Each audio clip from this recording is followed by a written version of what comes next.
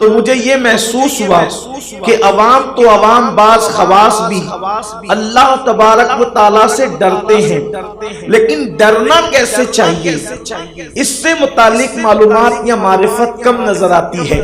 دیکھو، انسان ڈرتا ہے سانپ سے بھی، انسان ڈرتا ہے شیر سے بھی، انسان ڈرتا ہے دشمن سے بھی، انسان ڈرتا ہے زہر سے بھی۔ تو جب ہم اللہ سے ڈرنے کی بات کرتے ہیں، قرآن مقام پر کئی مقام پر کہتا ہے یا ایھا الناس اتقوا، اے لوگو ڈرو، یا ایھا الذین آمنوا اتقوا اللہ، اے لوگو اللہ سے ڈرو، حق تقاتی، جیسے ڈرنے کا حق ہے۔ یا ایھا الذین آمنوا اتقوا اللہ ولتنظر نفس ما قدمت لغد، اے ایمان والو اللہ سے ڈرو اور آگے کے لیے کیا بھیج رہے اس سلسلے میں فکر کرو۔ یا ایھا الذین آمنوا اتقوا اللہ وقولوا قولا سدیدا، اے ایمان والو اللہ سے ڈرو اور سچی سچی بات کرو، اچھی اچھی بات کرو، سیدھی سیدھی بات کرو، میٹھی میٹھی بات کرو۔ آپ سے پوچھنا چاہتا ہوں، اللہ نے کئی مقام پر ڈرنے کا حکم دیا، تو اللہ سے ڈرے کیسے؟ کیا معاذ اللہ جیسے ہم سانپ سے ڈرتے ہیں ویسے اللہ سے ڈریں، جیسے زہر سے ڈرتے ہیں ویسے اللہ سے ڈریں، جیسے شیر سے ڈرتے ہیں ویسے اللہ سے ڈریں؟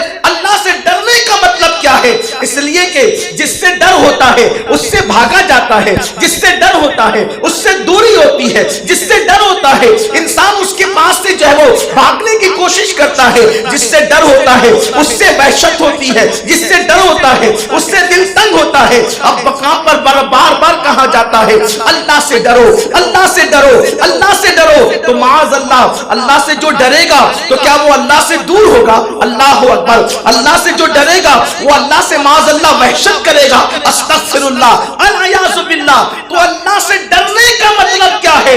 سانپ سے ڈرتے ہیں اس لیے بھاگتے ہیں، کتے سے ڈرتے ہیں اس لیے بھاگتے ہیں، شیر سے ڈرتے ہیں اس لیے بھاگتے ہیں، دشمن سے ڈرتے ہیں اس لیے بھاگتے ہیں۔ تو اللہ سے کیسے ڈرے؟ اللہ اکبر۔ اس لیے کہ اللہ سے ایسے نہیں ڈرنا۔ اللہ اکبر۔ دیکھو، استاد سے بھی ڈرتے ہیں، ماں باپ سے بھی ڈرتے ہیں، بڑے بھائی سے بھی ڈرتے ہیں، پیر و مرشد سے بھی ڈرتے ہیں، لیکن سانپ سے ڈرتے تو اس سے بھاگتے ہیں، اور پیر سے ڈرتے ہیں بھاگتے نہیں ہیں بلکہ اس کی طرف بھاگتے ہیں۔ سانپ سے بھاگتے ہیں اور پیر کی طرف بھاگتے ہیں، استاد کی طرف بھاگتے ہیں، ماں باپ کی طرف بھاگتے ہیں، یعنی ان کے قریب جانے کی کوشش کرتے ہیں، ڈرتے بھی ہیں۔ تو یہ اللہ سے ڈرنے کا مطلب کیا ہے؟ دیکھو، انسان اپنے باپ سے ڈرتا ہے، ڈرنے کا مطلب یہ ہے کہ اس کا ادب کرتا ہے اور اس کے سامنے وہ جو چیز ناپسند کرتا ہے اس سے بچنے کی کوشش کرتا ہے۔ اللہ اکبر۔ ڈرنے والے کو پتا ہے میرا باپ میرا دشمن نہیں ہے، ڈرنے والے کو پتا ہے میرا استاد میرا دشمن نہیں ہے، ڈرنے والے کو پتا ہے میرا پیر میرا دشمن نہیں ہے، یہ میرا خیر خواہ ہے۔ لیکن ڈرنے کا مطلب کیا؟ احترام کرتا ہے، عزت کرتا ہے۔ اور باپ کو اگر سگریٹ ناپسند ہے تو وہ باپ کے سامنے سگریٹ نہیں پیتا، باپ کو اگر قہقہا ناپسند ہے تو باپ کے سامنے وہ قہقہا نہیں لگاتا، باپ کو بدنظری ناپسند ہے وہ باپ کے سامنے بدنظری نہیں کرتا، حتیٰ کہ باپ سے اتنا ڈرتا ہے عقیدت میں، محبت میں، احترام میں کہ باپ بیٹھا ہو تو وہ کھڑا رہتا ہے، باپ کے بازو میں بیٹھنے کی کوشش نہیں کرتا۔ تو یاد رکھیں، احترام والد میں انسان جتنا ڈرتا ہے اس سے زیادہ اللہ کے احترام میں ڈرا جائے، اس سے خوف کیا جائے، اس سے خشیت کی جائے۔ اللہ کے بارے میں تصور لوگوں کے دل و دماغ میں بیٹھ گیا کہ اللہ تو عذاب ہی دے گا، اللہ تو کوڑی برسائے گا، اللہ تو جہنمی میں ڈالے گا، اللہ تو سانپ بچھو ہی مسلط کرے گا۔ یقیناً یہ سانپ، یہ عذاب، یہ کوڑے اپنی جگہ پر حق ہے، لیکن یہ سب کے لیے نہیں ہے، یہ سب کے لیے نہیں ہے۔ اگر آپ یہ سمجھتے ہیں کہ معاذ اللہ یہ سب آپ کے ساتھ ہونا ہے، پہلی بات تو یہ ان کے لیے ہے جو کفر پر مریں گے، یا پھر معاذ اللہ ان کے لیے ہے جو فسق و فجور اور گناہوں پر مریں گے۔ لیکن اللہ اپنے بندے سے کتنا پیار کرتا ہے، اللہ سے زیادہ کوئی ہم سے پیار نہیں کرتا، اللہ سے زیادہ کوئی ہم سے محبت نہیں کرتا۔ اس کی ہر صفت بے مثال ہے، اس کی ہر صفت بے مثال ہے، اس کی تخلیق کی طرح کوئی تخلیق نہیں، اس کے کلام کی طرح کوئی کلام نہیں، اس کے اس کے انداز کی طرح کسی کا انداز نہیں، اللہ اکبر، اس کی عطا کی طرح کسی کی عطا نہیں، اس کی سخا کی طرح کسی کی سخا نہیں، اس کے حسن کی طرح کسی کا حسن نہیں، اس کے جمال کی طرح کسی کا جمال نہیں، اس کے رحم کی طرح کسی کا رحم نہیں، اس کے کرم کی طرح کسی کا کرم نہیں، اور اس کی محبت کی طرح کسی کی محبت نہیں۔ سبحان اللہ، سبحان اللہ، شان سے کرتا ہے، ان کی محبت کوئی نہیں کر سکتا۔ آؤ اللہ اپنے بندے سے کتنی محبت کرتا ہے۔ ایک روایت آپ کے سامنے پیش کروں۔ ایک عابد تھا بنی اسرائیل میں، بڑا متقی، بڑا پرہیزگار، بڑا عبادت گزار۔ اس کے تقوی اور پرہیزگاری کی داستان سن کر بنی اسرائیل کے بادشاہ نے اس کو اپنے محل میں بلایا، اور محل میں بلا کر کہتا ہے کہ میں نے آپ کے تقوی، آپ کی پرہیزگاری کی داستان سنی ہے، میں چاہتا ہوں کہ آپ اپنی جھوپڑی میں نہ رہیں، آپ میرے محل میں رہیں۔ خاص توجہ آپ کی، اللہ سے ہم محبت نہیں کرتے ویسی جیسی کرنا چاہیے، اللہ کی طرف رجوع نہیں کرنا چاہتے جیسا کہ کرنا چاہیے۔ بنی اسرائیل کا بادشاہ عابد بنی اسرائیل کو کہتا ہے کہ آپ اپنی جھوپڑی سے نکلیں، میرے محل میں آئیں۔ وہ پکا عابد تھا، وہ سچا متقی تھا، چٹنگ باز آدمی نہیں تھا۔ وہ اس نے بادشاہ کے محل میں رہنا نہیں تھا، اس لیے کہ یاد رکھنا، جسے یار کی نسل کی لذتیں مل جاتی ہے، جسے یار کا پتہ مل جاتا ہے، پھر وہ بھاگتا ہے لوگوں سے، بلکہ ہر چیز میں پھر اس کو یار کا جلوہ نظر آتا ہے۔ یار اتنا آیا ہے کہ جدھر نظر اٹھا اس کا جلوہ نظر آئے، جیسا کہ بھی آپ نے قرآن کی آیتوں سے سنا، تمہاری شخصیت اور تمہاری ذات میں اس کی نشانی ہے، پتھروں میں اس کی نشانی، پھولوں میں اس کی نشانی، بلبل کے چہک میں اس کی نشانی، اور شفق کے جمال میں اس کی نشانی، افق کی سرخیوں میں اس کی نشانی۔ شفق کا جمال دیکھ کر کوئی عارف کہتا ہے جب یہ شفق کا جمال اتنا خوبصورت ہے تو اس کو بنانے والا کتنا حسن والا ہوگا، اس کے حسن کا عالم کیا ہوگا۔ ایک بات مجھے یاد آئی، ہر چیز میں اس کے جلوے کیسے دیکھنے والے دیکھتے ہیں۔ ہمیں تو پاپ کے سوا کچھ نظر ہی نہیں آتا، ہمیں تو جرائم کے سوا کچھ نظر ہی نہیں آتا، ہمیں تو وقت کی بربادی کے سوا کچھ نظر ہی نہیں آتا، لیکن آؤ اللہ والوں کی شان کیا ہے۔ تصوف کی دنیا میں ایک بہت خوبصورت نام ہے حضرت علامہ امام فخر الدین رازی کا۔ یہ علامہ امام نجم الدین کبریٰ کے بھانجے بھی ہیں اور مرید و خلیفہ بھی ہیں۔ اور یہ نجم الدین کبریٰ کون ہے؟ سرکار غریب نواز جس سے فیض لینے کے لیے ان کی خانقاہ میں 15 دن تک جاتے ہیں، وہ ہے نجم الدین کبریٰ رضی اللہ تعالیٰ۔ بڑی ہستی ہے نجم الدین کبریٰ۔ امام فخر الدین رازی صرف 7-8 سال کے تھے۔ اب ظاہر سی بات ہے بھائی اتنا بے مثال ہے، نجم الدین کبریٰ کے غریب نواز جیسے لوگ ان سے فیض لینے آتے ہیں۔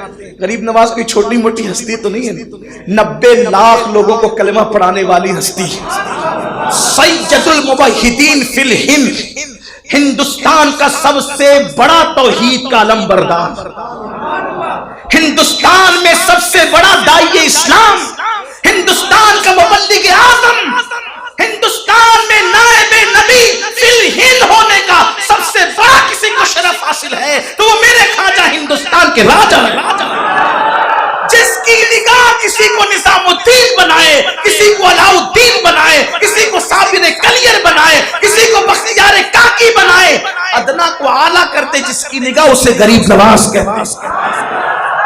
ہندوستان کے کفرستان میں توحید کا نغمہ گونج جائے اسی کو غریب نواز کہتے ہیں۔ اور وہ غریب نواز نجم الدین کبریٰ کے پاس فیض دینے کے لیے تشریف لے جاتے ہیں۔ ان کی بہن سگی اور حقیقی ماں ہے حضرت فخر الدین رازی کی ماں۔ جب ماں ہوتی ہے نا، ماں واقعی ماں ہو، ماں کا مطلب وہ واقعی ماں ہو اس اعتبار سے اس کی تربیت، اس کا دودھ پلانے کا انداز، اس کا سکھانے کا انداز جب بے مثال ہوتا ہے تو پھر بچوں میں انقلاب آتا ہے۔ کسی بہت بڑے مفکر نے کہا تھا مرد کا پڑھنا بھی بہت قیمتی ہے، لیکن مرد نے پڑھا تو فرد نے پڑھا، لیکن عورت نے پڑھا تو پورے معاشرے نے پڑھا۔ مرد نمازی بنے تو اکیلے بنے گا، عورت نمازی بنے گی تو پورا گھر نمازی بنے گا۔ اس لیے کہ مرد سجدہ مسجد میں کرتا ہے، عورت سجدہ گھر میں کرتی ہے، اور ماں کو سجدہ کرتے دیکھ کر بچے بھی سجدہ کرتے ہیں۔ اس لیے سنی دعوت اسلامی کی طرف یہ بھی ہے کہ صرف مرد ہی نہ سدھرے بلکہ عورت بھی کنیزان فاطمہ بنے، عورت بھی کنیزان زینب بنے، عورت بھی کنیزان خدیجہ الکبریٰ بنے، اور عورتیں بھی کنیزان ماں عائشہ صدیقہ بنے۔ یہ سنی دعوت اسلامی کی طرف ہے۔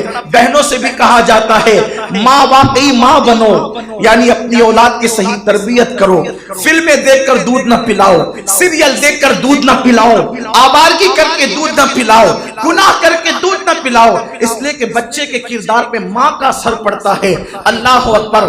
فخر الدین رازی کی ماں اپنے بیٹے کی پرورش کر رہی ہے، صرف 6-7 سال کی عمر ہے یا 8 سال کی عمر، اسی عمر میں اللہ کا عرفان نصیب ہو گیا امام فخر الدین رازی کو۔ فخر الدین رازی کون ہے؟ علماء اچھی طرح جانتے ہیں، صاحب تفسیر کبیر، تفسیر کبیر کے مصنف، تصوف سے ہم آہنگ جتنی عظیم تفسیر امام رازی کی ہے اتنی کسی مفسر کی نہیں گزری نگاہوں سے، ایسا صوفیہ کہتے ہیں۔ یہ ہے امام رازی، 7-8 سال کی 6 سال کی عمر ہے، اللہ کا عرفان مل گیا، عارف بن گئے۔ اب ان کا حال یہ ہوا، پھولوں کو دیکھتے تو دیکھتے ہی رہتے، تکتے رہتے، درختوں کو دیکھتے تو دیکھتے ہی رہتے، تکتے رہتے۔ چھوٹی سی عمر میں عالم تہجد میں چلے جاتے۔ قاری صاحب یہی بتانا چاہ رہے تھے ہمیں کہ جدھر دیکھو اس کی نشانیاں ہیں، لیکن چونکہ وہ بہت عالمانہ وقار کے ساتھ سمجھا رہے تھے اور آپ بہت خوبصورت انداز میں سمجھتے تھے، اس لیے کہ ان کے سمجھانے کا انداز ایسا ہے کہ ان کی آدھی سے زیادہ عمر بچوں کو پڑھانے میں گزر گئی۔ جو بچوں کو پڑھا لے جائے تو پھر وہ بڑوں کو کیوں نہیں پڑھا سکتا؟ یہ تو ہم لوگوں کو ہی پڑھاتے ہیں، ہاں ہم ان کے پاس پڑھتے بھی ہیں۔ اور ایک چیز تو ایسی پڑھائی کہ جو کوئی نہیں پڑھا سکتا، ان کے میرے درمیان راز ہے۔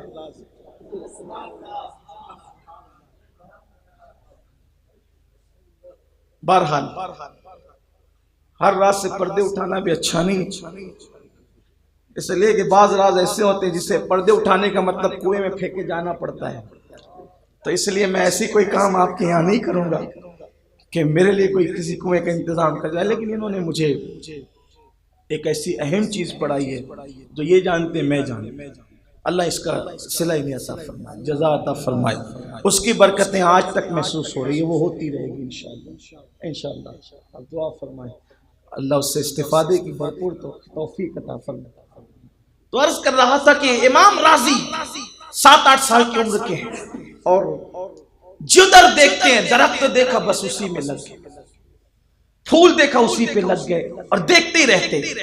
اب وہ درخت اور پھولوں سے بات جانوروں پہ آئی اور جانوروں سے بات پھر یہ ہو گئی کہ کچھ دن فخر الدین کا حال یہ ہو گیا اسی چھوٹی سی عمر میں کہ گلیوں سے گزرتے تو لڑکیاں اور عورتیں کنویں پر پانی بھرتی تو انہیں دیکھا تو ان کو بھی دیکھتے رہ گئے۔ اب ہر آدمی کسی کو دیکھتا ہے تو اپنے حال پہ قیاس کرتا ہے۔ آپ کسی کو بھی دیکھیں گے آپ جیسے ہیں وہی آپ کو نظر آئے گا۔ اب لوگ کہتے ہیں پوری دنیا خراب ہے، دنیا خراب نہیں ہے، ہم خراب ہو گئے۔ پوری دنیا بے وفا ہے، دنیا بے وفا نہیں ہے، ہم بے وفا ہو گئے۔ دنیا مجرم ہے، دنیا مجرم نہیں، ہم مجرم ہو گئے۔ دنیا میں کرپشن ہے، دنیا میں کرپشن نہیں، ہمارے اندر کرپشن ہے۔ آسان سی مثال، فجر سے کچھ پہلے دو لوگ ایک دوسرے کو دیکھنے لگے۔ ایک چور تھا، وہ چور جا رہا تھا چوری کے لیے، اور ایک تہجد گزار تھا، وہ جا رہا تھا مسجد میں نماز کے لیے۔ تہجد گزار نے چور کو دیکھا، سمجھا میری طرح تہجد گزار ہے، یہ بھی مسجد جا رہا ہے، اور چور نے دیکھا تو سمجھا میری طرح چور ہے، کسی کا گھر جھانکنے جا رہا ہے۔ تو لوگ ہمیں جیسے نظر آتے ہیں لوگ ویسے نہیں ہیں، دراصل ہم اپنا عکس دیکھتے ہیں لوگوں کے اندر۔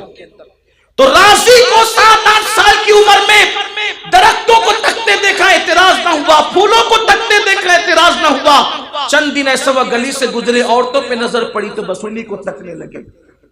लोगों ने अपना आप देख लिया, घर पे कंप्लेन लेकर आए, बिगड़ गया तुम्हारा बेटा, तुम्हारा बेटा बिगड़ गया। एक माँ बाप के लिए सबसे ज्यादा तकलीफ की बात उस वक्त होती है जब उसकी औलाद की कंप्लेन उस तक आती है, शिकायत आती है। शिकायत आई, बाप ने माँ को कहा, उनकी वालिदा को, देख तेरा बेटा कैसे बिगड़ गया, पूरे मोहल्ले में नाम खराब किया, औरतों को तक रहा है, बदनजरी कर रहा है। माँ ने कहा नादान है, ले जाओ उठाकर मेरे भाई की खानका में पहुंचा दो। बड़े बड़े बिगड़े लोग वहां सुधर जाते, ये भी सुधर जाएगा, ले जाओ इसको। 2 घोड़े मंगाए गए। बाप को इदराक न था कि मेरा बेटा किस मंजिल पर है, माँ को पता ना था कि बेटा किस मकाम पर है। 2 घोड़े मंगाए गए, एक पे हजरत फखरुद्दीन के वालिद बैठे, दूसरे पे उनको बिठाया।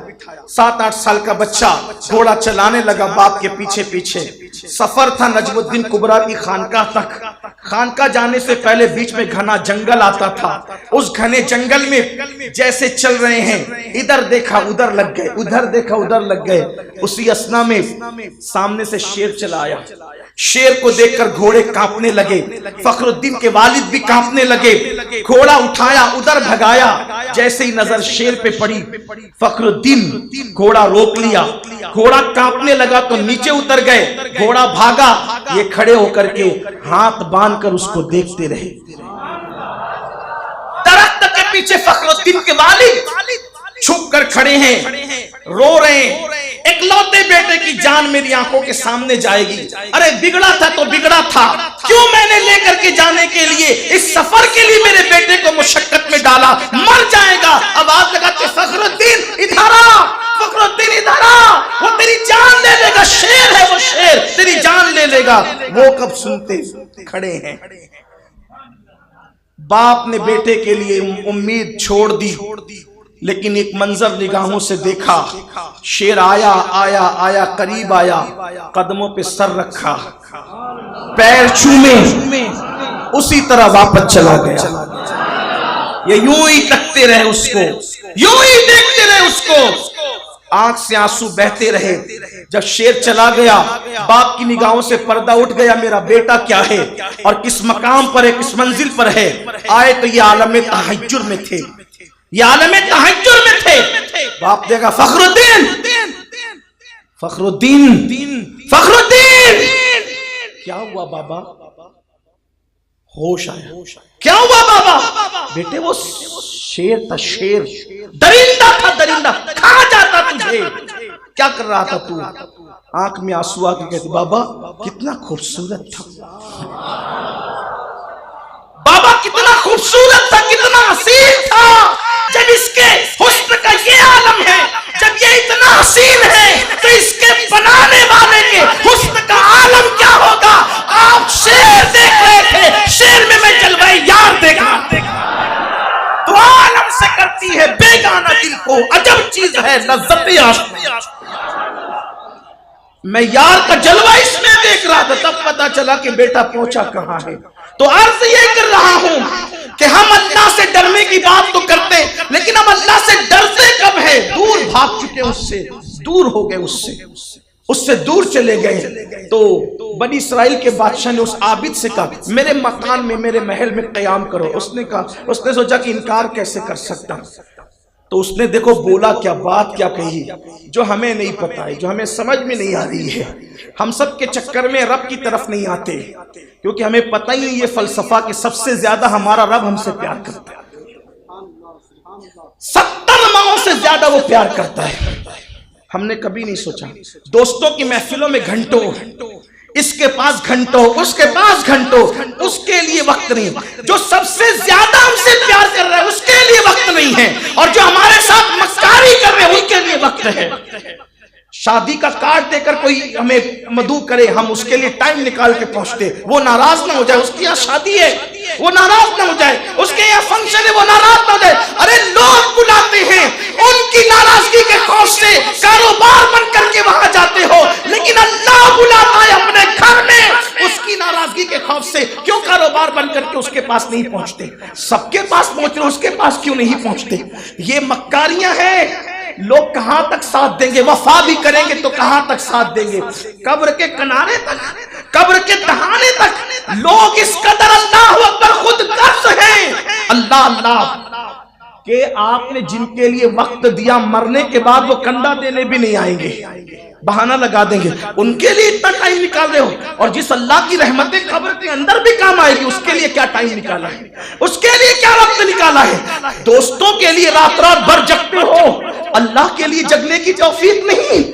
اللہ اکبر، جو کھلا رہا ہے، جو پلا رہا ہے، ماں کے شکم میں جس نے خوبصورت شکل بنائی، اس کے لیے کوئی ٹائم نہیں، اس کے پیار کی قدر نہیں، اس کی محبت کی قدر نہیں۔ لوگ تو جنازے میں بھی نہیں آئیں گے جن کے لیے ہم نے زندگیاں وقف کر رکھی ہے۔ غالب نے کہا تھا ہم کو معلوم ہے تغافل نہ کرو گے، لیکن ہم کو معلوم ہے تغافل نہ کرو گے، لیکن خاک ہو جائیں گے مگر تم کو خبر ہونے تک، خاک ہو جائیں گے مگر تم کو خبر ہونے تم تک میت کی خبر پہنچے گی جب تک کہ خاک بھی ہو چکے ہو۔ اب تو لوگ مغفرت کی دعائیں بھی نہیں کرتے، بلکہ بڑی معذرت کے ساتھ دعائیں مغفرت اور قرآن خوانی بھی اخبار کی سرخیوں میں آنے کے لیے کرتے ہیں، میت کی مغفرت کے لیے نہیں کرتے، الا ماشاءاللہ۔ تعزیتی پیغام بھی واٹس ایپ پر اپنی شہرت اور چرچوں کے لیے کرتے ہیں، مغفرت کے لیے نہیں کرتے، الا ماشاءاللہ۔ یہ خود غرضی کا حال ہے، اور تم ان سے دل لگا بیٹھے ہو۔ میرے امام نے کہا تھا دل ہمیں تم سے لگانا ہی نہ تھا، دل ہمیں تم سے لگانا ہی نہ تھا، اب سفر بار ہے، کیا ہونا ہے؟ دور جانا ہے، رہا دل تھوڑا، پوچھ تیار ہے، کیا ہونا ہے؟ کل وہاں دید کا دن، آج یہاں آنکھ بیکار ہے، کیا ہونا ہے؟